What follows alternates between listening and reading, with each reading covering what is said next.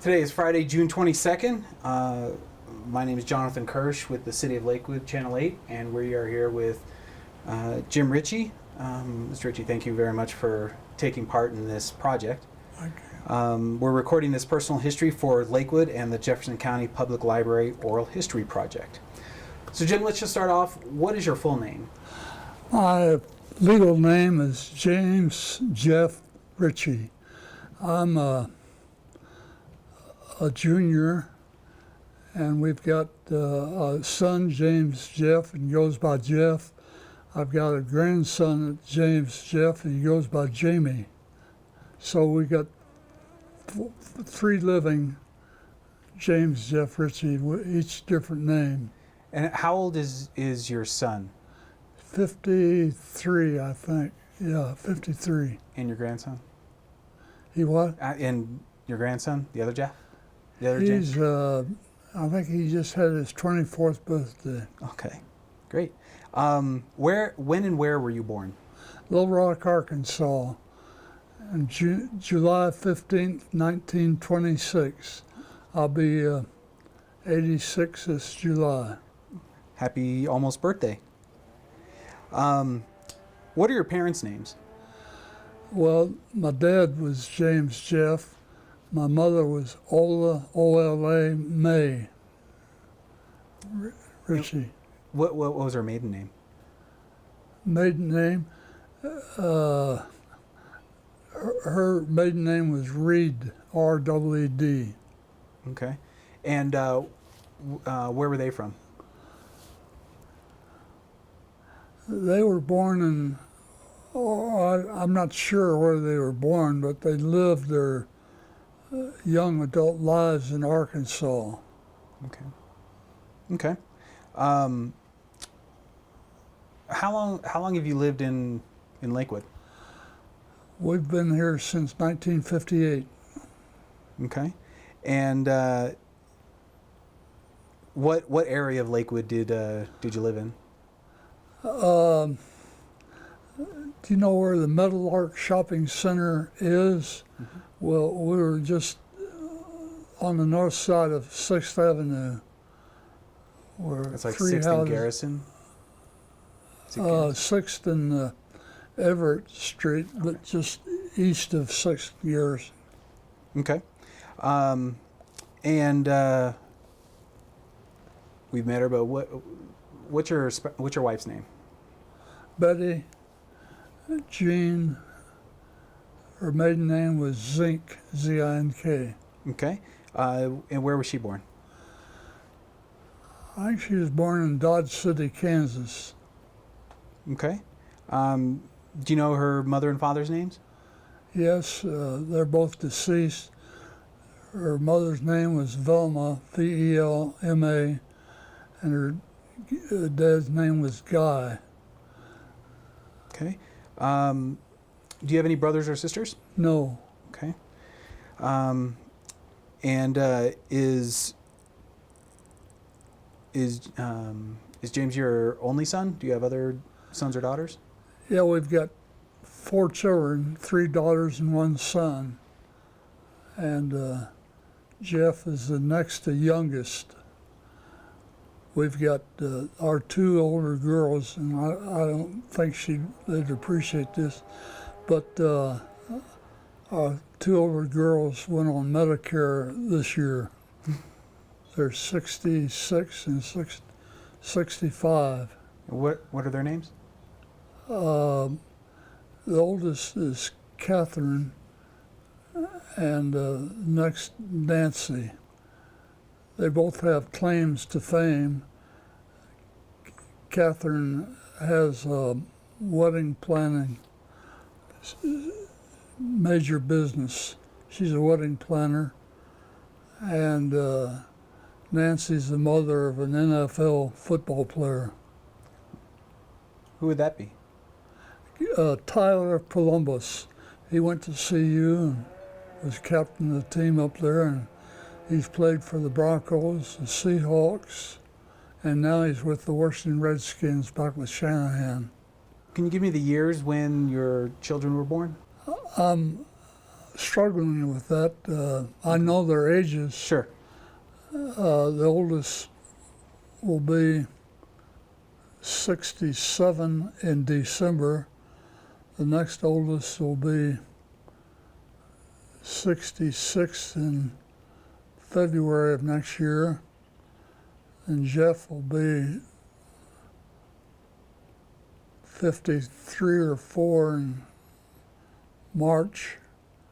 And our youngest is Robin, R-O-B-Y-N. Robin is a writer. She's yet to be published, but I think she's on the verge. She's got a new agent, and things look promising. Great. And I'm sorry, how old is Robin?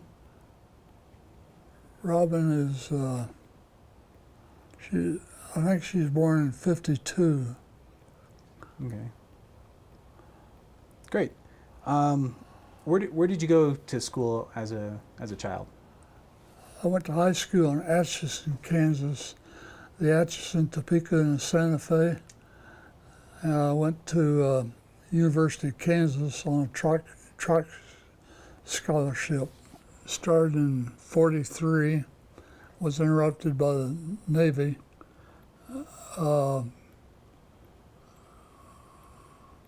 Graduated in '47 by taking 19 hours a semester and going 12 months a year. What was your degree? Business, and I lacked just a few hours of giving a physical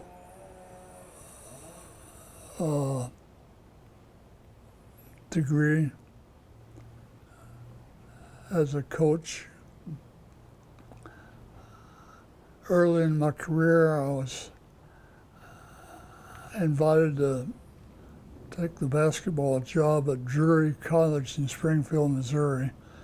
And Betty, my wife, talked me out of it, and the greatest talked me out of probably in our marriage.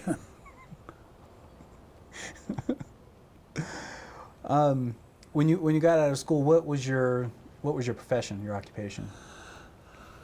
I accepted a job, or was offered a job with Procter and Gamble to go to Springfield, Missouri, and when I walked down the hill at KU to get my degree, I had a wife and 2 children. I spent my entire work career with P&G, a little bit, just a couple months short of 40 years. So. Nice. And you're retired right now? Yes. When did you retire? 1985. That's a long time ago. Yeah. Do you, since you've retired, do you have your own business? No. Just retired? Fortunately, P&G was a great company to work for, and we didn't have a retirement plan, but we had a profit-sharing plan that was very meaningful. Okay.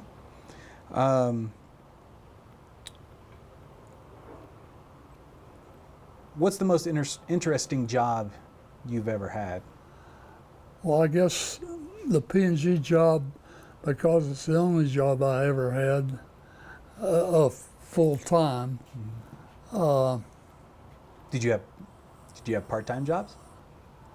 Well, some people might call the mayor of Lakewood as a part-time job. I'm not sure I would identify that as a part-time, but that was an extremely interesting job, simply because the city was starting from scratch with almost 100,000 people, and it was reputed to be the largest incorporation in history at that time. We didn't have any money. We didn't have any employees. We didn't have any ordinances. it was a challenge. So how did you become involved in helping create Lakewood? Well, fellow, this is interesting to me. I don't know general public. A fellow by the name of Neil McElroy was the chairman of Procter and Gamble in 1958 or early 50s, and he was later asked to be Secretary of Defense under President Eisenhower. I got a telephone in my office one day and said, "Mr. McElroy."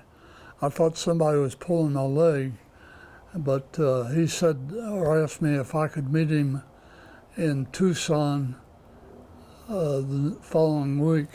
And I said, yes, I can arrange that.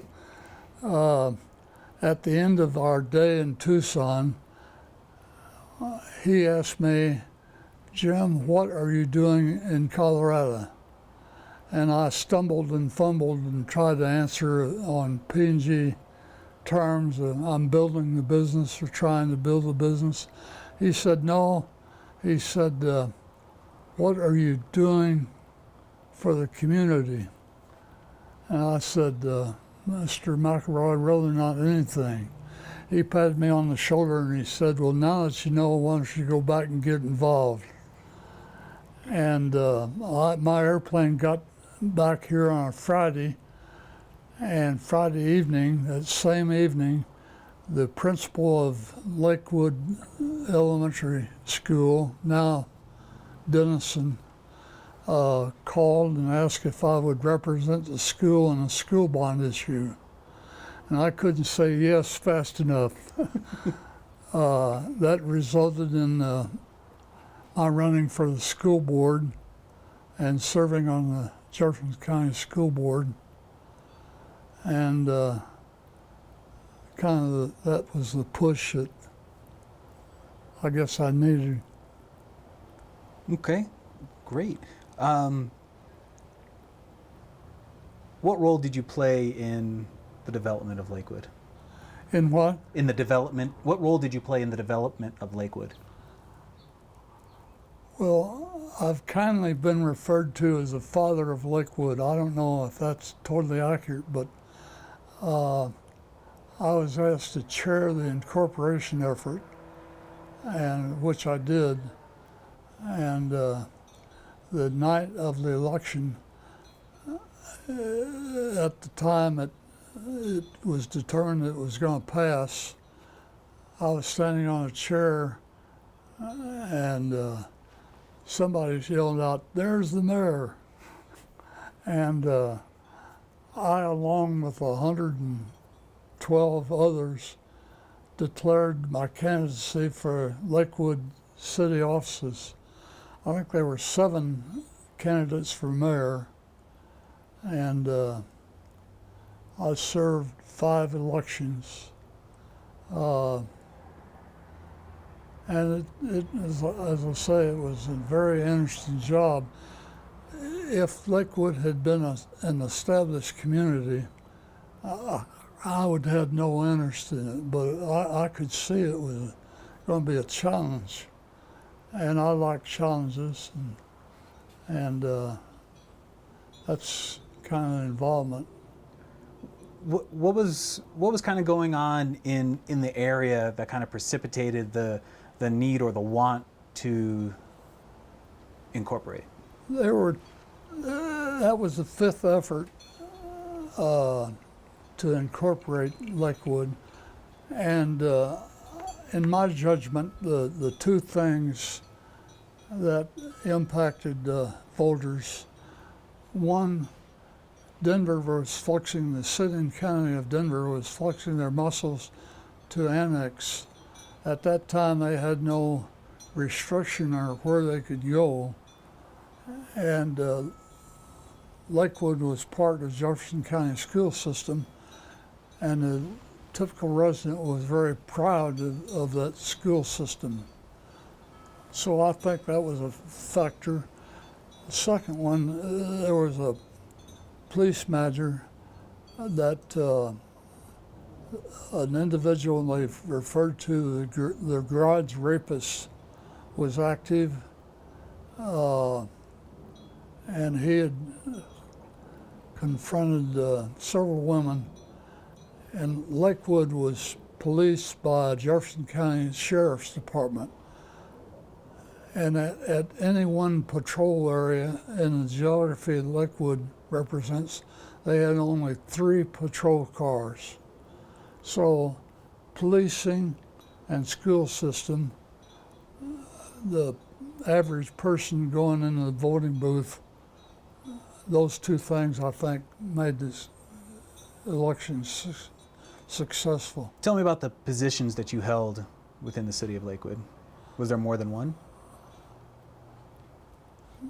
Well, before the incorporation, I was chair of the incorporation effort.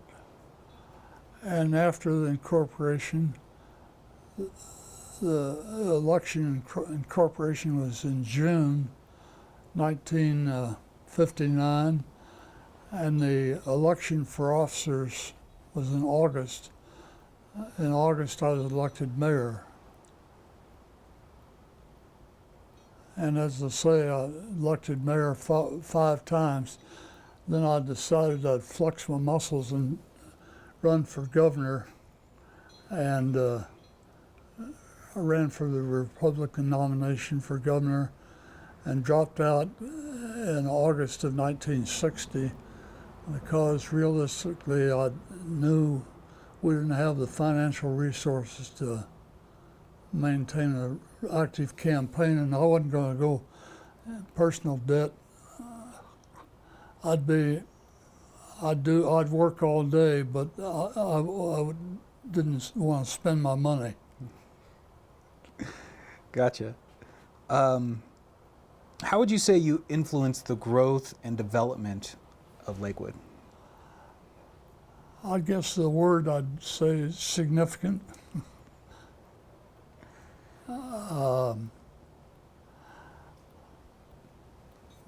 One word that I think we could use in 2012 is ethics. I didn't like ethics. I demanded ethics. I remember distinctly a couple ladies, wives of prominent Lakewood citizens at that time, coming to the mayor's office, and the cloak and dagger that they gave to get the appointment was, I knew something not good was going on. And as it turned out, they had been arrested for shoplifting, and they wanted me to intervene. And I said, ma'am, or they told me that if I didn't, they'd probably commit suicide. And I remember my answer was, good luck. And I said there are 3 branches of government that, and you're going to deal with the 3rd, the judicial process. So, and I dismissed him. That I serve that up as just an example of ethics. I had another very close friend call about 2 o'clock one morning, and he was in Jefferson County Jail, and he'd been arrested on a DUI, and I was asked by him to prevail or intervene, and my answer to him was, Jerry, good luck. There's some stories that go around about how you influenced how the education of the police agents, of why it's so important to have educated police agents. Yeah, the original city council included a lady by the name of Betty Miller, who's now deceased. But Betty and I met in the summer of '59, along with a professor from DU, and we talked about the opportunity that existed in creating a police department. And one of the things we agreed on is the opportunity to soften the image of a typical police officer, and also to improve the process of understanding law. And we came to the conclusion that one thing that would help would be a college degree. So we put that as a prime prerequisite. No one was an exception. They had to have a college degree, and we originally called them police agents. They wore blue blazers and gray slacks, and we would different terminology. For example, a sergeant was called an AIC, agent in charge, and it wasn't too long before we realized we made a mistake. We'd gone too far. So we went back to the traditional titles and traditional uniform. But I think the college degree has stayed and sincerely helped. And I think at last count, Lakewood Police Department has placed 64 police chiefs in other departments around the country. So if I had to say the one thing I'm most proud of, I'd say it was the police department. Great. Who were some of your peers when you were working with the city? Some of your contemporaries, people who you were working with? Well, you know, Jonathan, I'm sorry to say it, most of them are deceased or have made appointments at mortuaries. Chuck Whitlock was the second mayor. He's now deceased. Bill Reitler was the third mayor. He's now deceased. I saw a picture of the original city council. I think only 2 of the 10 are living. A fellow named Ted Eaker that had the Eaker department stores. They were a pretty good family department store. I think it's still living. And somebody else is still living. I can't remember. What are some of your favorite memories of your time with Lakewood that you haven't gone over?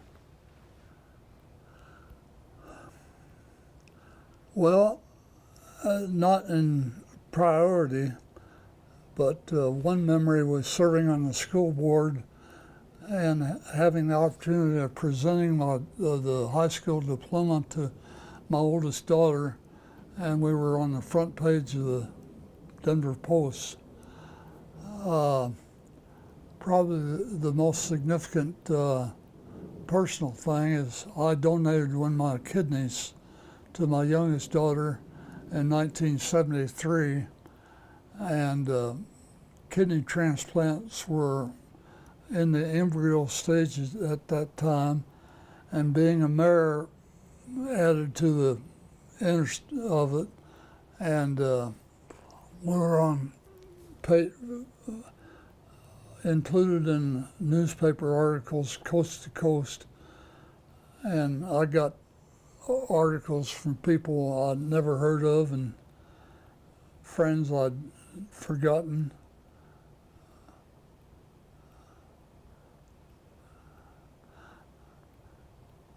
Another thing that I remember, I was the neighborhood ping pong champion.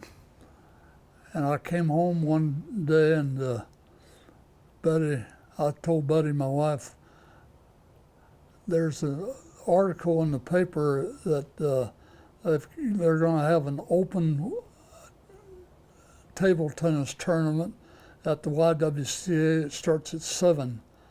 I think I'll take our son Jeff and enter the tournament. So I got my basketball shoes and started out, and I had called this lady at the YWCA, and she said, "What class are you?" And I modestly said, "Well, I'm not the best, but I'm not worse."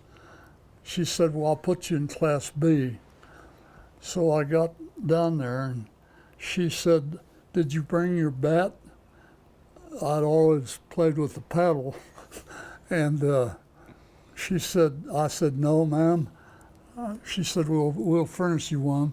And the way you warm up is you put your bat down alongside the table, and that says you want to challenge somebody to warm up. I drew a fellow from England, and we pinged for a while, and he said, "Are you ready to choose service?" And I said, "Yes." And with that, he dropped down below the table, and I thought, well, it's part of the role. So I dropped down too. Well, he was holding a ping pong ball in one hand. I was the guest on the hand. And anyway, I was home for the 8 o'clock fights. I think I got 2 points off of him. He hit it out of bounds or something. Gotcha. But as you can tell, I still remember that. Those are things, personal and otherwise. Where did the name Lakewood come from? You know, Jonathan, I really don't understand. Lakewood was an old name. Lakewood High School, for example, predated the city by many years. There are a lot of Lakewood restaurants that had the name. But at the time of the incorporation, there had grown up with pockets of communities, the Green Mountain community, the Belmar community, the Alameda community, and we didn't want to alienate any of the voters, and we had to go to the courthouse with a specific name. And so I decided that Jefferson City would be a neutral name, and that's what we went to the courthouse with, Jefferson City. Nobody liked it. In fact, most people hated it. And at the November election, that was an advisory ballot, and Lakewood passed in every precinct. So we changed the name from Jefferson City to Lakewood. But Lakewood, I don't know of any lake or any wood that. How did Green Mountain come to be part of this area? There was a fellow by the name of John Hayden, and I'd gotten acquainted with John, not totally socially, but borderline socially. He had moved to Arizona, and I had Arizona as one of the states of responsibility for P&G. So when I'd go to Arizona, I'd look him up, and I'd found out that his grandfather had owned, there's a hitching post, I think it's still about just off of 6th and Garrison. That was the start of their property. And he told me, he said, I rode what do you call that? Fencing, see if the fence was solid. And it was a 3-day trip.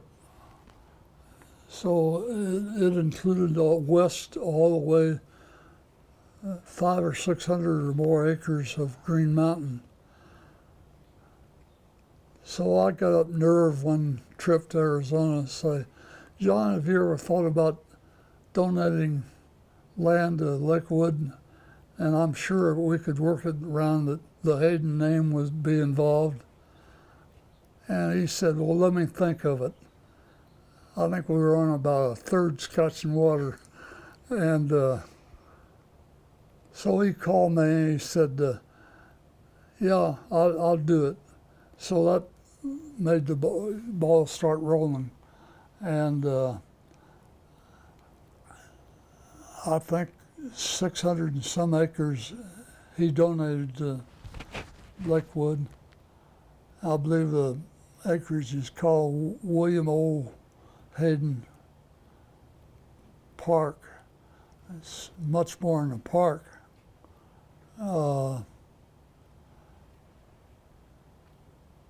I've lost track of John. I'm sure the odds are he's deceased. I hope he's not.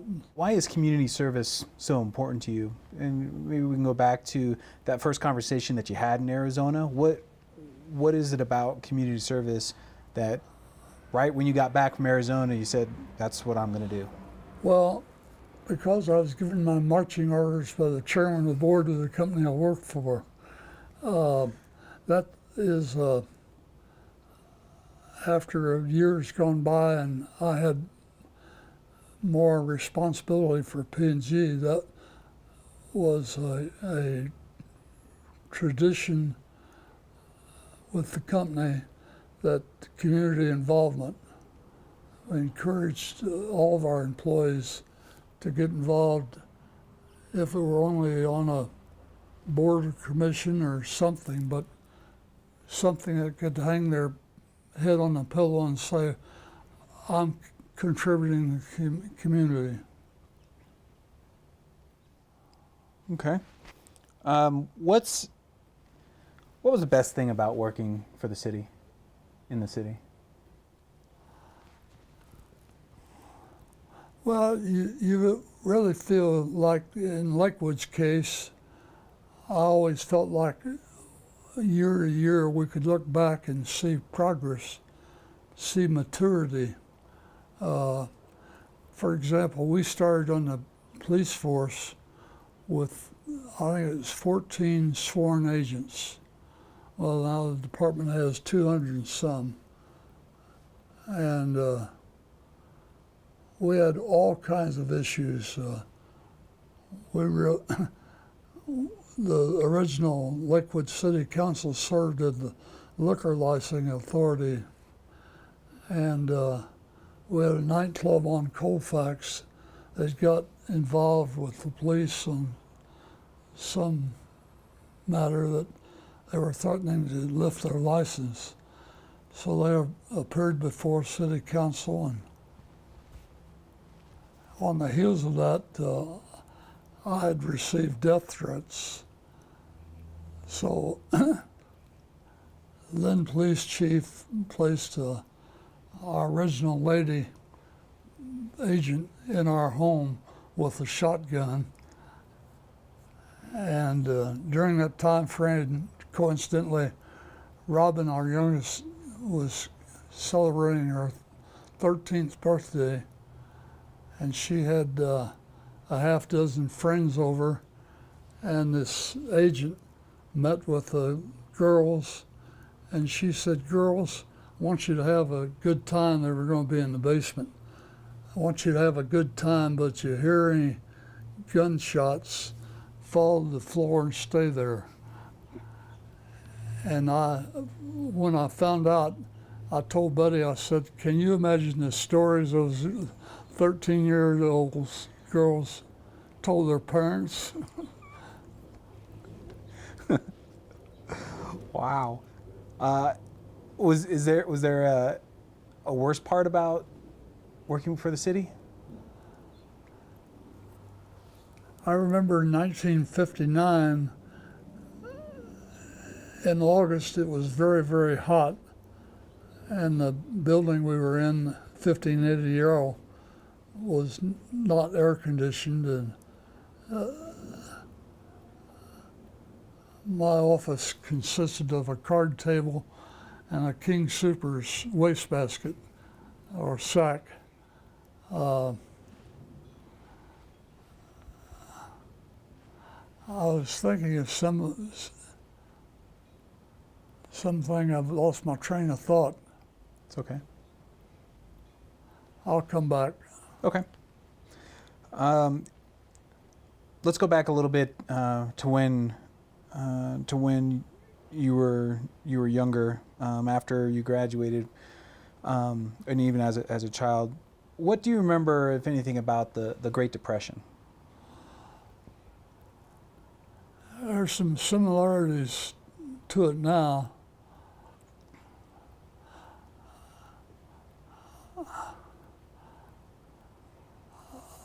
The country was going the wrong way. Our president at that time felt like that you could solve all the problems with creating another program. I think he ran out of acronyms, WPA, one after another, and I can remember at that time people knocking on our back door, and a man saying that he just got off the train and could we feed him a meal. You know, fortunately that doesn't happen today. I can remember that distinctly.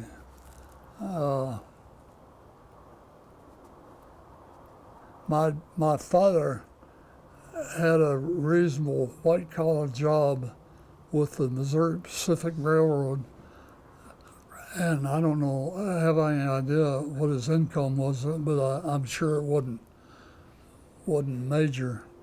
But our family, my mother and father and myself, made it through the Depression quite well. My dad was extremely conservative. He never owned a house, a home. He never owned a car. He drove a company car, and we always rented.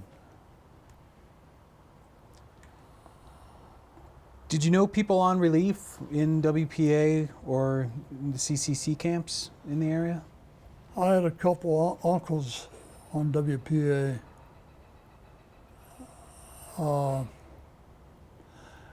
And I had an aunt that she was probably in her early 20s that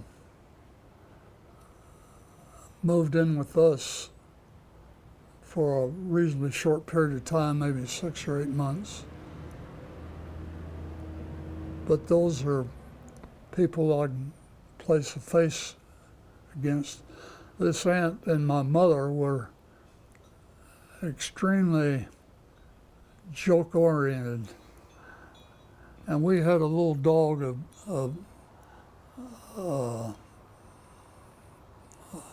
kind of a terrier that was named Baby.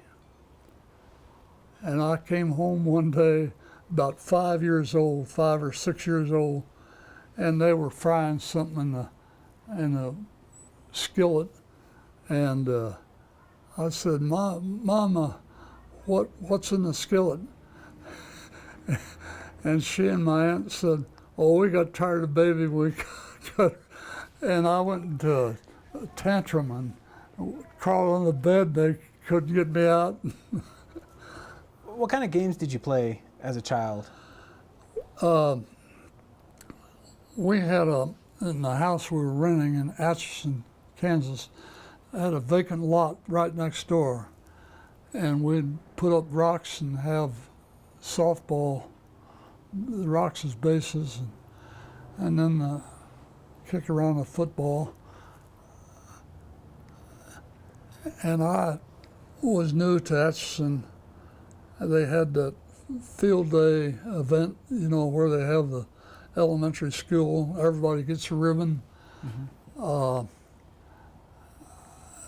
They wouldn't let me in because I was too slow.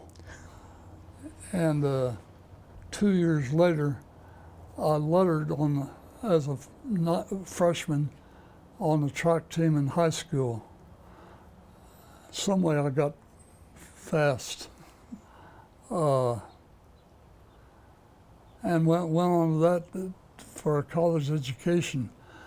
I don't know, if the GI Bill and my athletic abilities were lacking, I'd probably be sacking groceries in Atchison.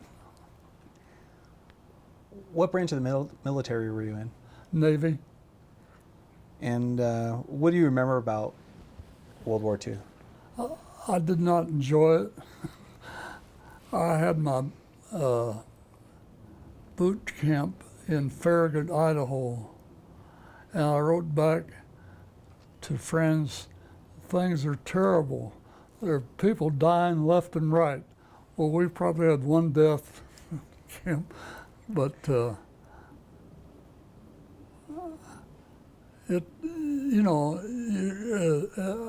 not a type guy that's comfortable being put in a box. And in the military, you're definitely put in a box. And did you serve overseas? No. Okay. So No. what was your role while you were They serving? had a rating that you could go after called Specialist A, and that's with athletic specialists. And the program was titled after Gene Tunney, who was the heavyweight champion boxing of the world. I thought when I went in the Navy I was in good shape. Boy, that program just about killed me. They worked you over. And then later I transferred into radar. They sent me from Farragut to Chicago to Stillwater, Oklahoma to Corpus Christi, Texas. And we were successful in defending because the Japanese never attacked any of those places. That is true. That is true. How did the war affect your family and your life? Well, if it weren't for the war, my education would have been totally limited. So that's the benefit of the war. But young kids today, I spin yarns with my grandkids, and they can't believe the progress we've made in this country. I'll give you an example. It's not duly connected with the war, but social issues. I ran on a high school track team that we were selected by Look magazine as an All-American mile relay track team. The other three were black fellows, and they were super people I stayed in contact with. Two of them are deceased, and one of them I still maintain contact with. Then I went to the University of Kansas, and Kansas state law that black people could not participate in contact sports, either football or track or basketball. I tell that to my grandkids, and they can't believe going from high school with three friends that were African American, that have a state law for precluding their participation. KU was about 6,000 students at that time. You walk down the campus and you couldn't get 10 feet without seeing anybody you knew well. Well, I'm sure students at KU can maintain a career with not seeing a friend. How did seeing a man walk on the moon affect you and your family? Well, really not any impact, but I do remember the evening. We had some friends that were in our basement in Lakewood property, and I can remember that evening and John Lynn coming on, and it was an emotional evening, but frankly, I guess as a function of my age and my involvement, I wasn't involved in the space program, and it wasn't a major event. But at the time, that evening was it Oh, a yeah. time of wonder and Yeah, and a time of emotion. When John Lennon, I won't try to paraphrase, but when he said the one step for mankind and whatever else he said, that was an emotional time. when where did you meet Betty? We met in a,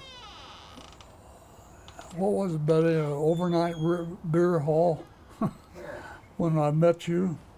Well, I wasn't there overnight. Well, I went in there, it was late in the evening, and not too many months later, we had two offers, one to go to camp or the second one was get married. I was 17, and he was 19. Great. When did you know that she was the one for you? To where? When did you know that she was the one that you were going to marry? Probably about the second date.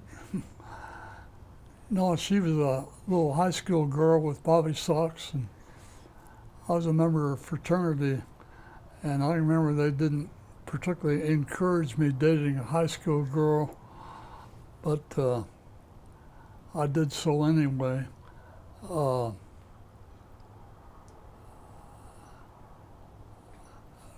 I'm losing thoughts.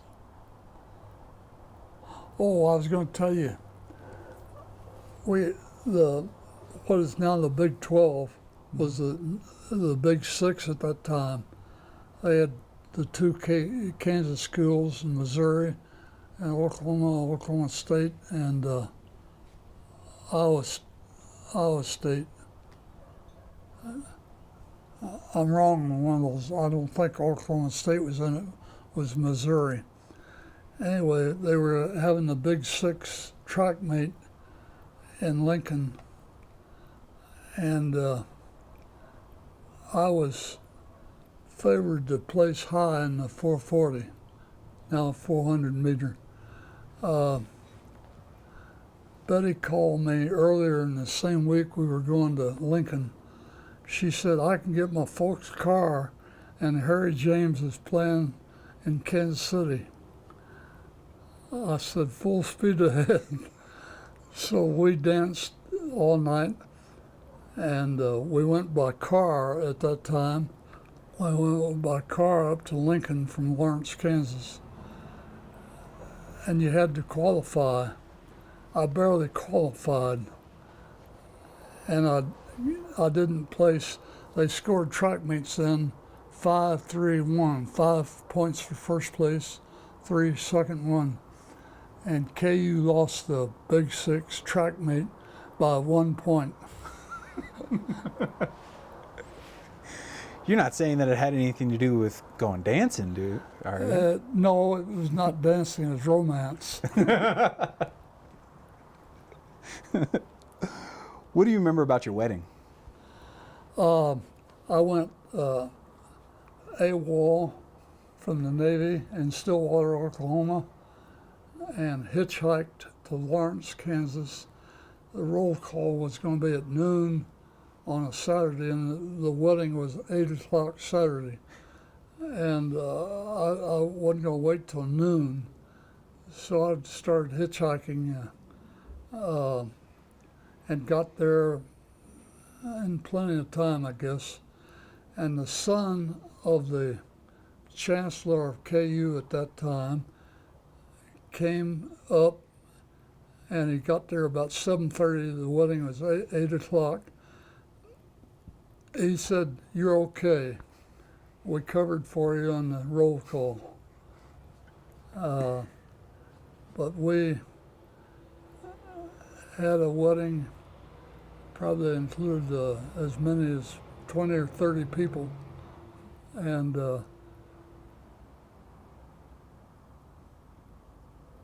we went to the Eldridge Hotel in Lawrence that night, and Betty's aunt and uncle drove us back, and we had a little, I guess you call it, 2-bedroom apartment with a bath right across from Gallagher Hall in Stillwater. And I wound up helping a fellow track coach, Ralph Higgins, coaching track, and with that, the Navy let me go home every night. But it wasn't very long till we went to Corpus. And Buddy got another room, and just one room with a bath shared. And somehow I wound up in the hospital, and they had a hurricane, rain coming just sideways, and they had no phone in the hospital. You had to go in the main offices. So 2 corpsmen came over and said, "You've got a call." And they were working our way through the hurricane, and my mind is thinking something's happened to Betty. I get over there and get the phone, and Betty says, "How are you?" And she had gotten through, and that's still the New Aces Hotel. They had 3 trees, I think, that were kind of identifying for the hotel, and those 3 trees blew down.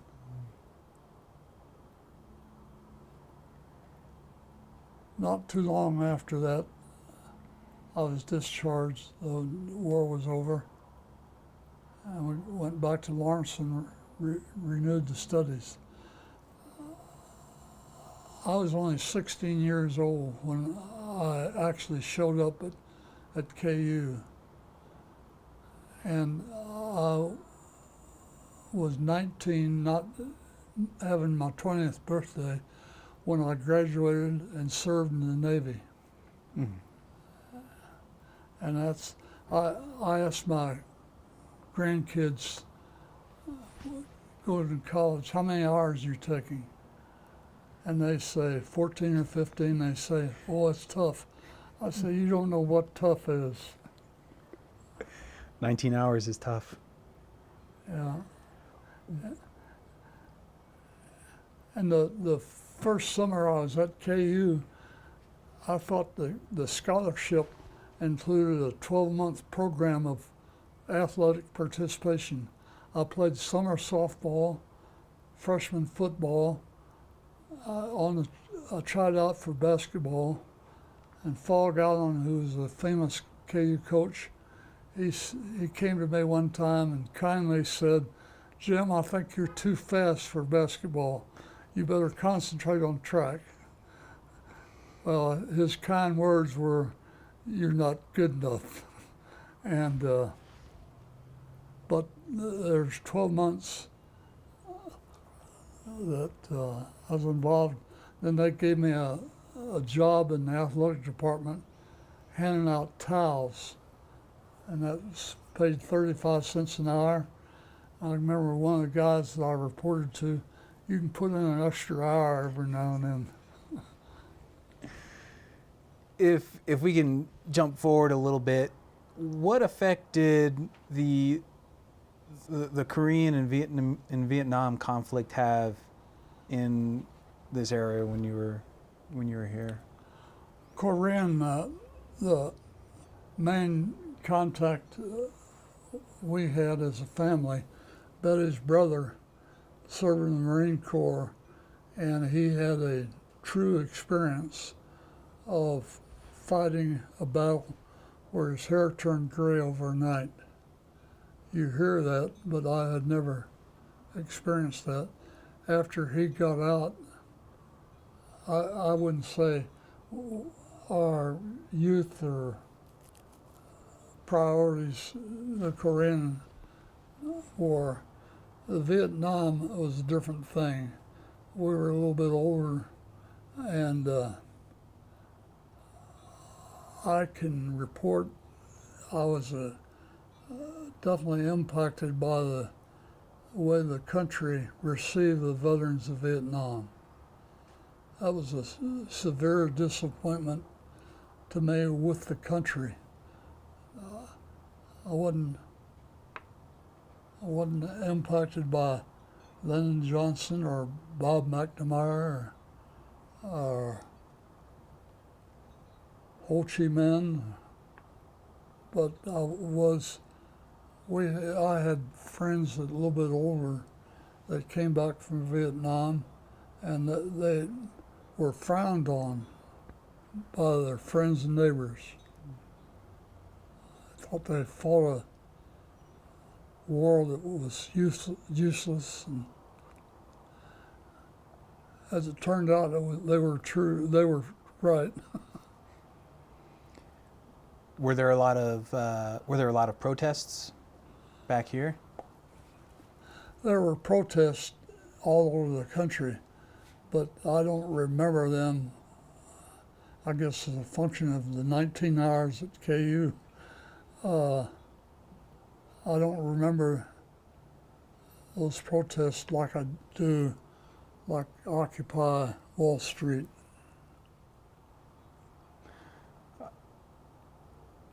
Going back a little bit farther, when you were a child, did you have a telephone in the house? Yeah, we had a telephone. I remember it was a party line. You picked it up and somebody would be on there and you'd have to hang up, and the operator would come on, "Your number, please." And my sister-in-law worked for the telephone company, and she had one of those big plug-in deals, you know. That was our telephone system. I didn't have a real happy childhood. My mother, I was the only child. My mother was killed in an automobile wreck when I was 14. And my dad and I just didn't have a relationship that was solid. And I struck out on my own at 14. He was transferred and we were living in a boarding house in New Orleans, Louisiana. And I disliked it totally. And so I came back to Atchison and lived with the family. And then I had a scholarship to go to Emporia State, and that was the only offer I had. So I was prepared to go to Emporia State, and got a telephone call, and this fellow introduced himself as Glenn Cunningham. And he had the world record in the mile at that time. And so he said, I can remember the conversation well. He said, "Jim, I'd like to pick you up tomorrow and drive you down to Lawrence." And he picked me up in a convertible. And the hour it took us to get to Lawrence, I was already a jayhawker. It was a very lush deal, in the sense I was domiciled in the basement of the hospital. Can't think of the name of the hospital. You probably know it. Lawrence Memorial? No, on campus. Oh, on campus. I can remember the location. Anyway, my job was in the hospital waxing the floors. And I hated it. And about a really short time, 3 or 4 weeks, a fellow from Atchison who was on the other side of the railroad tracks from my bringing up, he said the Phi Gamma Deltas, the Phi Gams would like to take you to dinner. So we went to a place called the Dynamite, had a hamburger, and they pinned a white star on me. That was pledge pin. And I moved from the hospital to the fraternity house, and I served coffee at the meals at fraternity house, and for that I was given room and board. Sorry, go ahead. And there are many meals I remember, many bakeries I remember going in there with a plea, kind of like the guy knocking on our back door, asking if they had any day-old pastry they were going to throw away. And I literally survived some on day-old pastry. When you look back on how life was when you were a child to how life is now, what kind of goes through your mind? How would you describe it? Jonathan, it'd take us a day to tell all the changes that Betty and I have seen during our lifetime. We're both near the end of our lives, and I can honestly say I've had a good life and seen unreal things. The man on the moon, the computers, the advent of the growth of the computers, the videotaping. I can remember as a child sitting on a stool by a Philco radio and listening to the radio version of a boxing match where the heavyweight boxing champion was taken. And I can hear the bell ringing, all that, the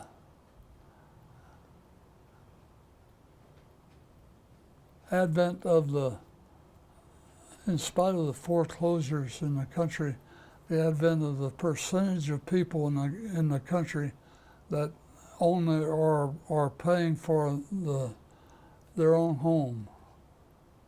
That just didn't take place.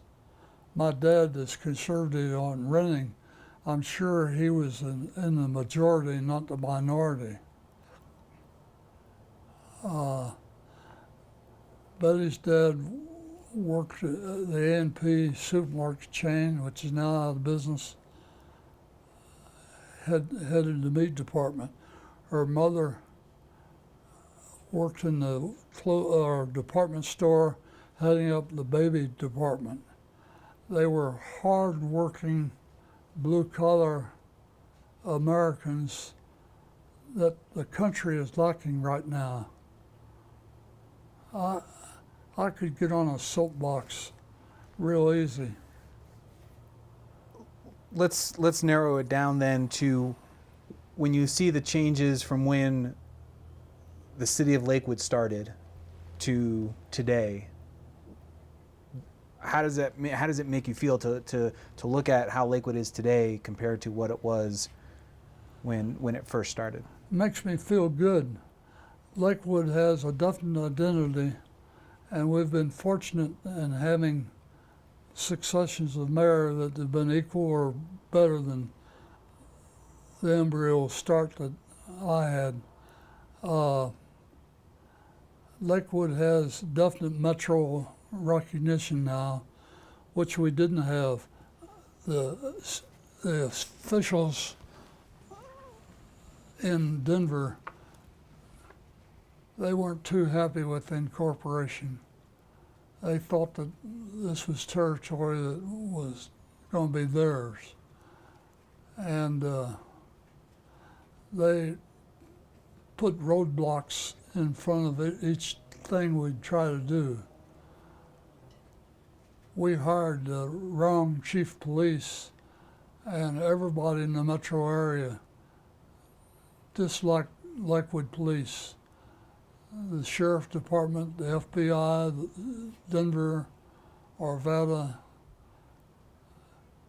We've worked our way through 4 decades in positive identity.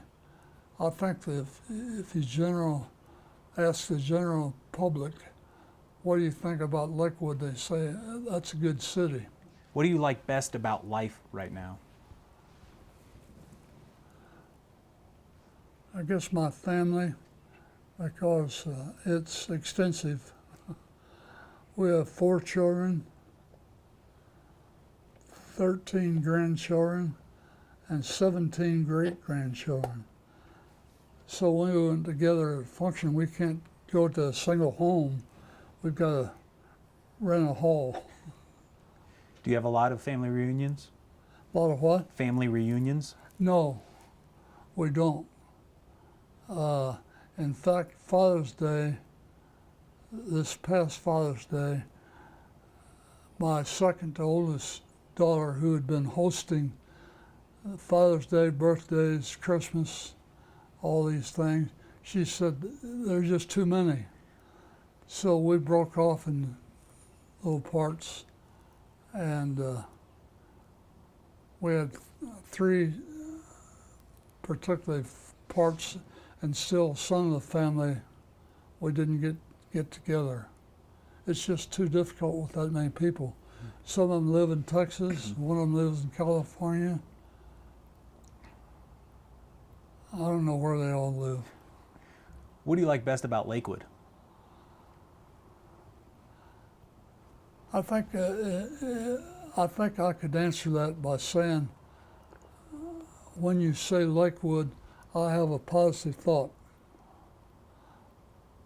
I could name other communities in the metro area, which I won't, but if you name those, I have a negative thought. Does that make sense? Yes. What's the most important thing you want people to remember about you?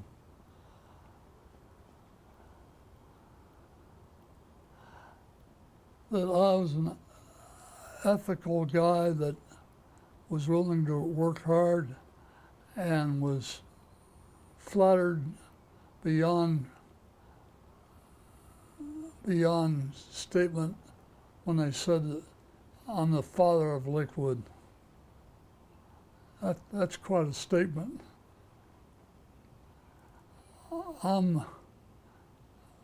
After the stroke, I've become emotional, and it's easy for me to cry, and you could expand on things and I'd start crying right now. I've been fortunate in being surrounded by tremendously talented people, both from a private company, Procter & Gamble, and from the City of Lakewood. We've had tremendous people on the payroll. That made it possible. If your great-great-grandchildren see this video or hear this recording, what would you like to say to them? What kind of advice would you give to them?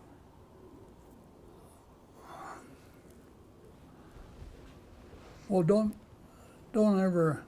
I think it's Rose Hospital that has a commercial that says, "We never say never." That's a good commercial, and I'd try to advise the grandkids, never say never.